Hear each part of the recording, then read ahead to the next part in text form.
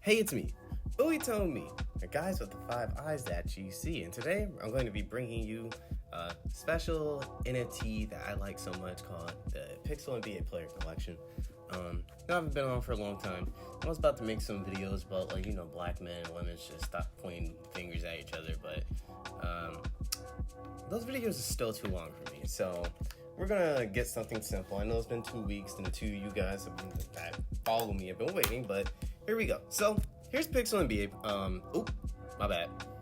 Here's the Pixel NBA collection on OpenSea right now, and the guy who's made this, ReeneG, I don't know how to pronounce it, but G. He's been on here since about August, and this is his flagship NFT thing going on right now. And usually, right now when it comes to investing in NFTs, I haven't invested too much into Ethereum NFTs. Right now, my main NFT investments have been with Vivi and NBA Top Shot, but mostly because I got into both of those a bit early. But hey, those things, Top Shot has plateaued a bit, but it's still pretty decent, and Vivi's nice. But when it comes to Ethereum, I get a few, only because the gas prices are so cheap. So expensive. So it makes it kind of forces me to invest more than I do collect at the moment. But I will say I like this project. And the biggest reason why I like this project is because if you really take a look at the designs, right? Like, for example, this Michael Carter Williams design. They've got his hair tied up. They've got his beard, his new look now. Trey Young, they kind of, that little indentation kind of guys, like, in his forehead. Like, I don't think he really has, like, a unibrow, but, he's got rough eyebrows and everything. You can see right here, they've got a good detail in the trim and the color, the design of the jerseys and everything like that. I think he's got championship team sets in here because he's got like the Lakers championship and the 2010s Miami Heat championships in there. If you look, Klay Thompson's got his Golden State logo, but you see like how he really has designed it in this old Andre Iguodala Sixers logo, where you can tell all the basketball is, where the Sixers part is supposed to be.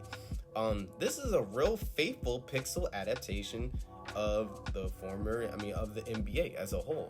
And you got the pinstripe with the old Indiana Pacers, Jermaine O'Neal. This really looks good. And when it comes to invest, like, if you're trying to invest in something like this, right, one thing you got to consider is the audience that this goes to. This has a very broad audience because he makes new and old players, right? So if you like NFTs, if you like NBA, but you want something that's a bit alternative to Top Shot, this is great to get into.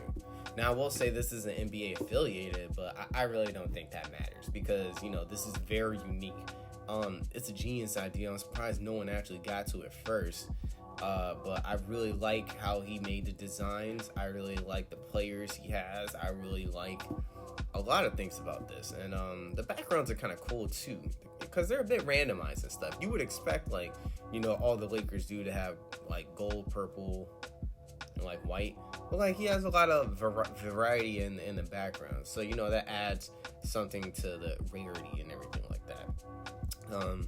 But another thing I wanted to also say, reason why I like this project and I got good belief in this project, is that recently, he's been out here, he's been making his designs and everything. But recently on his Instagram story, if I can I bring it up? I can't. Okay, I don't think I could bring it up right here. I don't know why I can't. But he was asking, hey, who do you guys want to see me make next? Someone said Rasheed Wallace. He made him. Someone said LeBron. He made him. I said 95 Penny Hardaway. Here he is, right here. Made him just like that. So he's involved with his peoples. He's involved with the people that like the project, and I think it's only going to give him more clout. His followers has been going up too on his social medias as well. So you're really at the start of this. He's even at the point where he's got his own little scamming following. You know what I'm saying? So that hey, that sucks. People might get scammed, but when people start doing this, that lets you know that you've got a good idea on your shoulders, and people see value in what you're doing to the point where they scam. That's just the truth. And I love it here. And he priced the penny pretty objectively. So one thing I would like to also let you guys know though is the pricing. The pricing to me is fair. Mainly because, in order to produce these NFTs, he has to also, pay gas as well as himself, as well as us for buying and purchasing. So he can't have these too cheap because essentially it's going to mess up with his bottom line. So, like, for example, this penny hardware is $112 based on what ETH costs right now, right?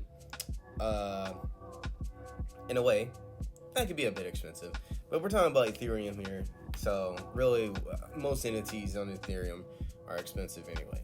It really depends on what you got. That's why you may want to look at this as a bit of an investment opportunity, only because of the cost of it. But I do know that will make you think like some players may not be worth that. Like if we come over here, Austin Rivers for $112. You got to think of it. Larry Sanders, he couldn't even stay in the NBA himself mentally. $100 for Larry Sanders, you know what I'm saying? The $100 Serge Ibaka. Old Jerry Stackhouse, that's worth it. Ray Allen, 06. Kevin Garnett, 0.1 ETH. It really makes you think. But again, he got to charge. He has to charge a certain degree. So, but what I would say, if I could recommend, like, if he does make players like Yi Leon, I personally feel like all those dudes should be like 0.02 ETH minimum, or even 0.01 ETH, like when he was starting out off with. But hey, at this point though, it's like he hasn't sold anything for an ETH. The only people selling these things for an ETH are people that have already like bought these so far anyway. So there's that. But I really like this project. It makes so much sense. He's basically has the first mover advantage with it. And all the rage on ETH right now, when it comes to designs, or these collectibles, are these profile similar facing way collectibles. That's what it is on ETH. And the NBA, with its Top Shot affiliation, has made $1 billion. Like, it's made millions of dollars off of that, and has just highlighted itself in the NFT space. And now also they have crypto exchange sponsors on their jerseys. The Portland Trailblazers have StormX. The Philadelphia Get Ben Simmons Out of Here Sixers have Crypto.com. And the Brooklyn Bets have Webull. So we've got 3 exchanges. There's probably going to be more exchanges. I don't understand. I can't see Binance not eventually sponsoring themselves next year either, on these NBA teams. And personally, I look forward to at least getting 1 or 2 jerseys to show my support, like, crypto, in the future. So I think the NBA might, like, the NBA really needs to understand the opportunity they have on their hands to increase crypto adoption.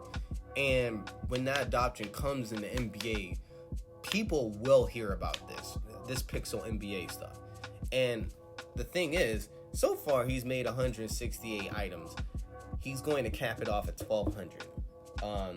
So if we're also going to talk about some speculation here, most of the big popular, like Boring Ape Yacht Club, I hate those designs, but Boring Ape Yacht Club, Crypto Nitties, a lot of these Crypto Cool Cats, whatever, they usually have like 10,000 or so unique NFTs that people collect, and people sell them out, and 10,000 is not a lot in the grand scheme of things, so it gives them a hyper rarity skew with them. But this is only going to have 1,200. Depending on how he like goes about this. Like, if I was him, I would probably only make 1 season of this, or maybe 2 or 3, but not too many. But personally, I think I'd only make 1 season of this anyway, because honestly, since he's putting a lot of like stars and legends up in this, it kind of wouldn't make any sense to go to a season like Series 2, because it's like, who else are you going to put in the next series? It's going to be none but scrubs, right? So 1,200 players, that and that also can compromise basically multiple versions of all the legends and the really good players. That can compromise up most of the fan favorites, and he can do sets, like championship sets of those teams. And the things I like about this though too is on the collectible side, you can do sets, you know. You can try to go get rookies, you can try to go get MVPs, you can try to go get championship teams, you can try to get all-star sets. There's a lot of different ways you can mix and match your collection up with this. And I'm going to show you guys what I have collected so far, if I can find my players. Wait, I gotta go to recently sold. So far, I've invested in about 3 players so far: Giannis, Zach LaVine, and LaMelo Ball. I am the most recent purchaser of LaMelo Ball, actually. As you see here, I also have LaMelo Ball's NFTs as well. I'm going to hold those for a minute. But yeah, I got my Giannis, I got Zach, and I got LaMelo. LaMelo was the most expensive one. It's funny, but I figured to myself, I had to get the general Giannis because, you know, 2-time MVP, NBA champion, and I had to get Zach LaVine because he was only worth like 0.101 ETH, and he's an all-star now from the Bulls. So that's an important thing. His Bulls makeup is what's going to be his legacy now, because he is basically the star of the Bulls.